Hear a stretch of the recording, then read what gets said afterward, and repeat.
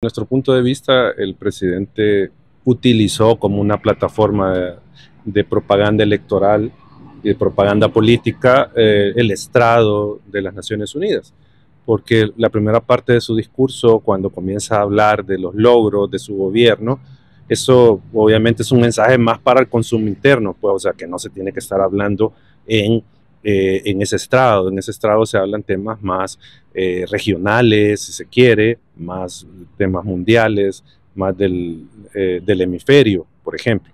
No de yo hice esto y yo soy fantástico, o sea, y eso es lo que llegó a hablar el presidente. Entonces, es una primera parte de un discurso desubicado, o sea, estar hablando eso, haciéndose propaganda, pues bueno, ya sabemos que eso es lo que hace el presidente.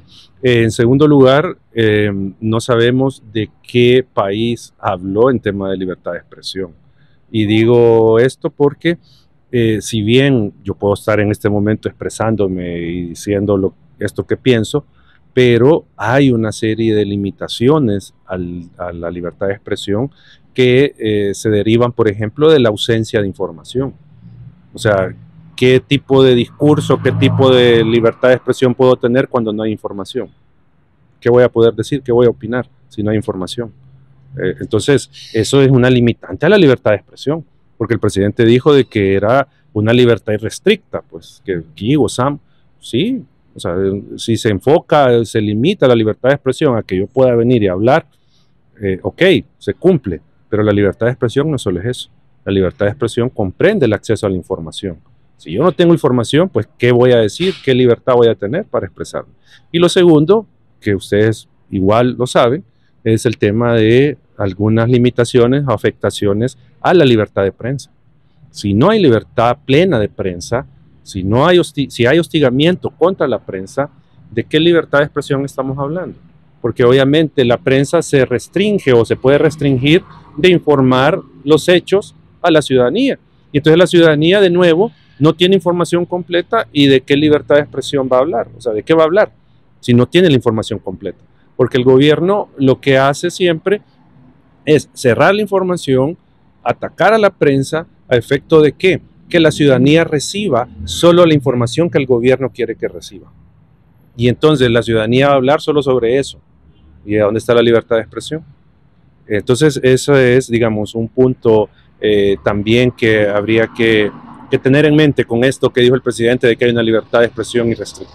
En el país desde el 2021 estamos en una situación de inseguridad jurídica, ¿sí? Alguien puede decir, pues yo no veo eso, pues sí, es que la inseguridad jurídica, la seguridad jurídica es como el aire, ahí está, lo necesitamos, nadie lo ve. Una vez que no haya aire, ¿qué pasa? Igual la seguridad jurídica. Veamos los casos, por ejemplo, de Catalino Miranda, sin estar defendiendo o diciendo que no ha cometido delito. Pero el punto es, eso que ha hecho el gobierno fácilmente es una confiscación.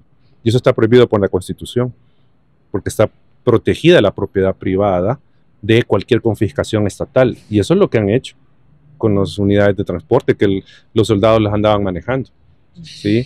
Entonces, el punto acá es que, de nuevo, el presidente habla de cosas que uno fácilmente puede cuestionar porque no hay seguridad jurídica, como en este caso de la propiedad privada.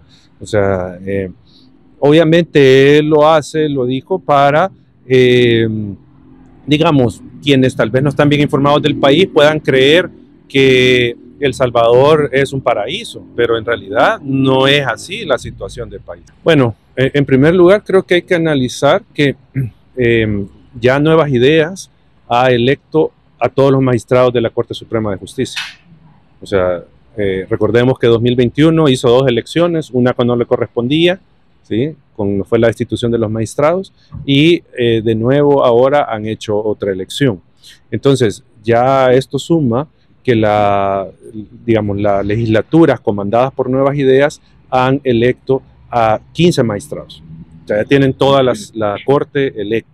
Esto, sin duda, pueda significar de alguna manera ampliar o tener alguna influencia sobre el órgano judicial, ¿sí? Ya lo vimos, la influencia que se tuvo sobre la Sala de lo Constitucional, que fueron, pues, y nadie niega, Algunos eran empleados del presidente y fueron puestos como magistrados.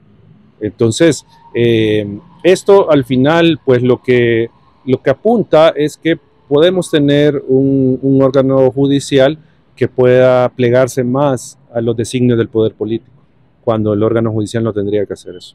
¿Cuáles son los mayores desafíos que se van a enfrentar los magistrados? Bueno, el siempre presente desafío es la mora judicial. O sea, obviamente la cabeza del órgano judicial tiene que pensar maneras, formas de cómo resolver ese tema, la mora.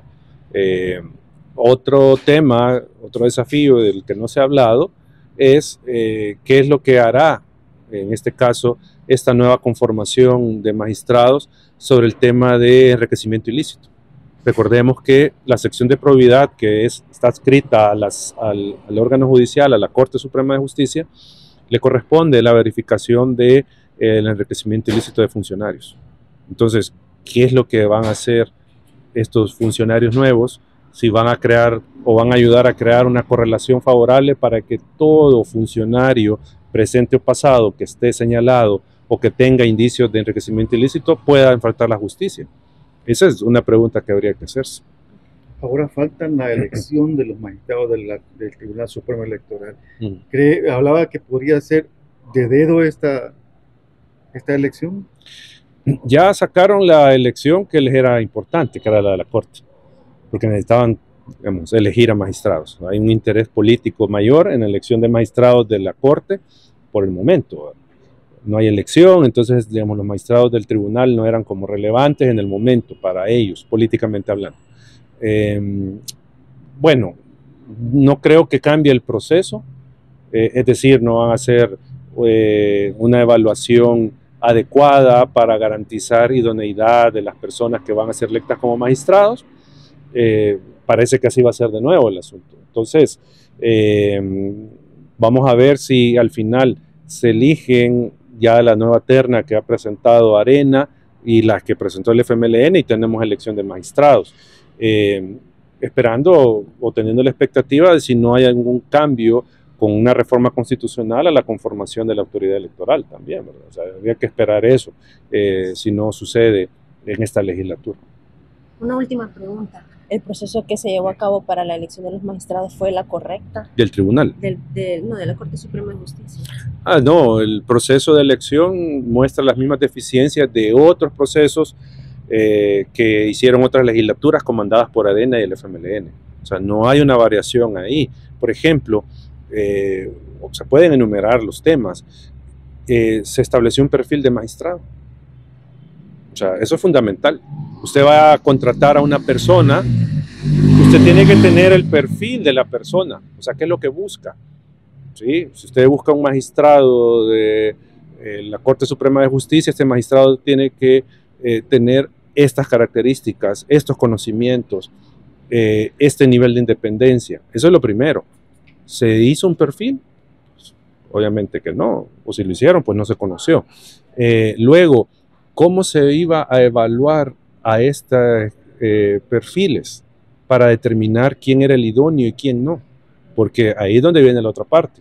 O sea, si usted tiene el perfil, entonces usted puede comparar a las diferentes personas que se han postulado para ver si se acercan a ese perfil, ¿sí? Y si no se acercan, porque no cumplen las características, entonces son descartados, justificando por qué.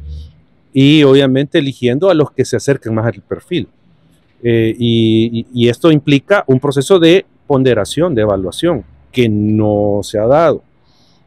Para eso sirven, por ejemplo, los baremos, para hacer esta evaluación.